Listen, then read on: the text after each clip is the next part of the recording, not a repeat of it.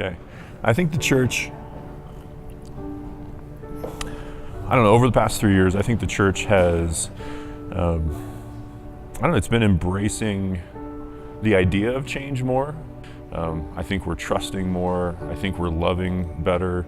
I think people are taking the kinds of risks that God is calling them to take with more of an open-handedness than they did before. It's not just been a matter of doing a lot of good things, but it's being the church. From the minute we walked in the door to the minute we left, we were treated with so much kindness. I later told Pastor it was the first church we've ever visited where we didn't feel like visitors. I feel like that's what has changed at Christ Community, us being just passionate. It sounds dorky, but like being a passionate people who are for the city. I was working on my heart and saying, go do these things, get out in community.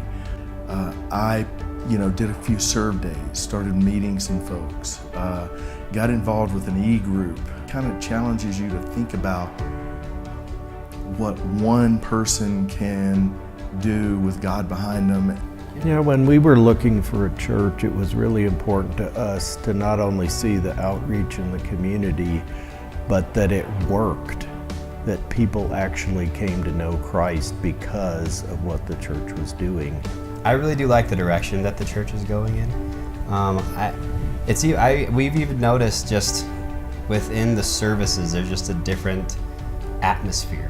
If we're not out there interacting with those who don't know Jesus or have never had an encounter that was positive with Jesus, then what are we doing? We're not doing anything.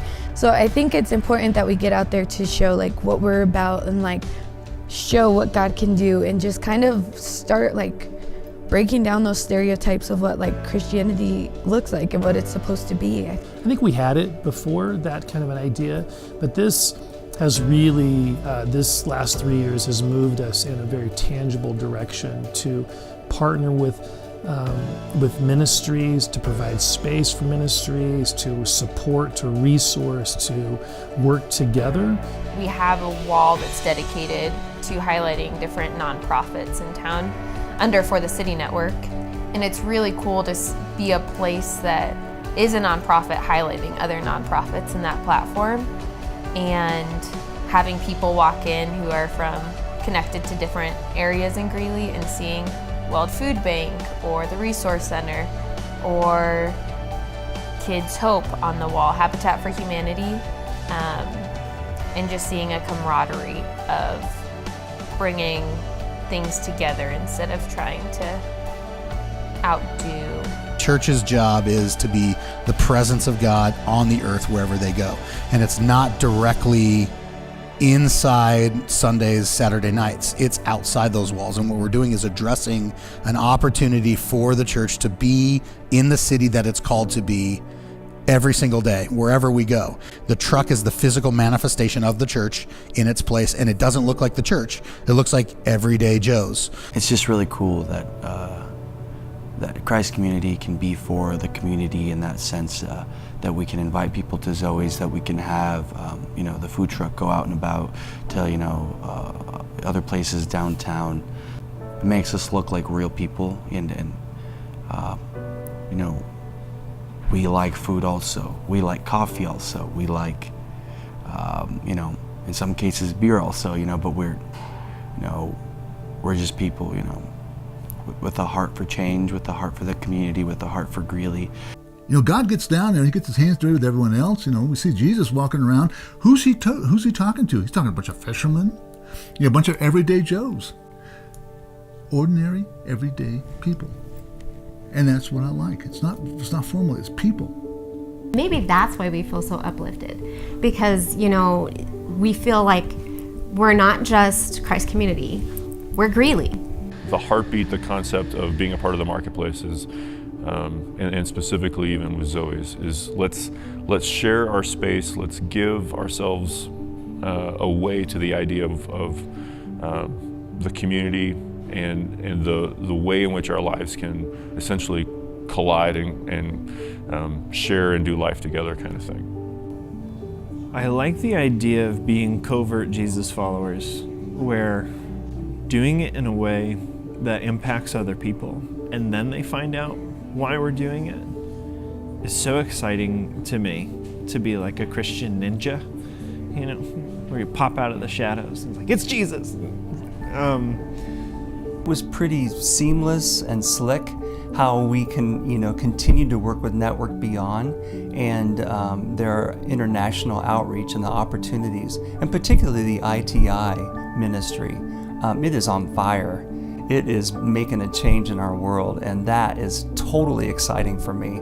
Wanted to continue to increase the impact and grow the impact, which the International Training Institute is a great example where we were doing that before, but the number of ITIs has multiplied. About 3 years ago, we had 27 ITIs, and then last year we were at almost 90 ITIs, and this year we're going to be at 90 ITIs as well. So it's been a really explosive growth. We've had Kenyan people go through the training, and now they're going to countries where I've never been, and they have students that I've never met, and those students have graduated and they're continuing to lead this ITI in other countries. We're not just adding new ITIs, but we're multiplying ITIs because we're multiplying leaders. And one of the passions of our heart really 3 years ago was this sense that emotional brokenness, the prevalence of anxiety, depression, some of these things were just rampant. We began to explore what could we do to kind of step into that place in a more intentional way. For me, Paths to Hope was huge. Being that my background is psychology, this was a way for me to intertwine not just my faith, but my passion for people and their heart, being there for them. This whole 3-year process has been very much a faith journey. We had certain expectations and desires at the start of it that ended up being altered and adjusted along the way. This vision to have an influence, a presence on the west side of Greeley has been in the works for a long time. If you think about it, it's been a 5.5-year journey for so many here of just us kind of unveiling this vision of a West Campus, and it then coming to fruition 5 years ago. And we have a lot of those people, actually a significant amount of those people that have been there Sunday after Sunday and have faithfully not only come to church at West for 5 years, but been a part, invested themselves into the things that are going on out there. And so there were a number of things that were just emotionally difficult, honestly. The waiting, and if you know me, you know that I want to see things happen. I want to see things move. You know, we put together multiple options. We'd submit, they'd give us feedback, we'd resubmit, they'd give us feedback. And you know, I was very excited about, you know, having the new campus and a new location, and just all of the things that, you know, the ideas that went behind it and that were going to go into it. It was really exciting to hear about. And then every time roadblock came up, it was just, I mean, it was almost like a personal blow. Like, it was like someone came up and just kind of punched you in the gut, you know, like it just came up and just took your dream away. it was a huge undertaking, a major project, something that was just beyond the scope of anything that any one of us could handle. And so we started asking people about, resources and individuals and how we might be able to make this go forward. And actually the gentleman that was helping us with our sewer line development mentioned somebody whose name was John Goad. And so I looked in our database and there was John Goad's name. I was like, what? The 36 acres and the challenges that we were coming up against, particularly with the off-site construction costs. It was just going to be very expensive to develop that piece of property. And so it was suggested that we look further west, or we look for another piece of property. And quite frankly, for leadership, that's kind of a humbling endeavor to change after all this time and money and energy and prayer has been spent on one patch of dirt, and then to even think about looking another 2 miles away or somewhere else. I have seen to where senior pastors in particular would hang on to their idea of where they thought they were being led, even though those consulting with them and others would tell them that it's not a good path, but they've hung on and clung to an idea or a piece of dirt or something along those lines to the potential demise of their church. So it could be serious. We can have a vision, and we do have a vision, and I believe that vision is still very much in place. But the way we get there, what it looks like, has been very much a journey of faith. So we found the 10 acres at Promontory. We're very excited about that, pursuing that. At some level we're excited about this redirect and where this is going, and then these other things happen. So again, it continues just to be this journey of faith for this congregation and for us, trusting that God is at work and He truly is leading us. The road is a little bumpy at times. The whole idea of us being passionate about reaching people for Christ has not changed. We just don't have dirt moved, right? Like, we don't have an actual building or anything at this moment. But even at the root of we're going to have a West Campus, a thriving, permanent place out there, was not to have a church building, right? It wasn't necessarily about a piece of land or anything. It was about all the things we're talking about. It's about, no, this is the best way for us to reach out to the community and to love even the west side of Greeley even better. There's this huge shift from what was just kind of this first foray into a West Greeley heartbeat that really pushed us to get outside of our downtown identity.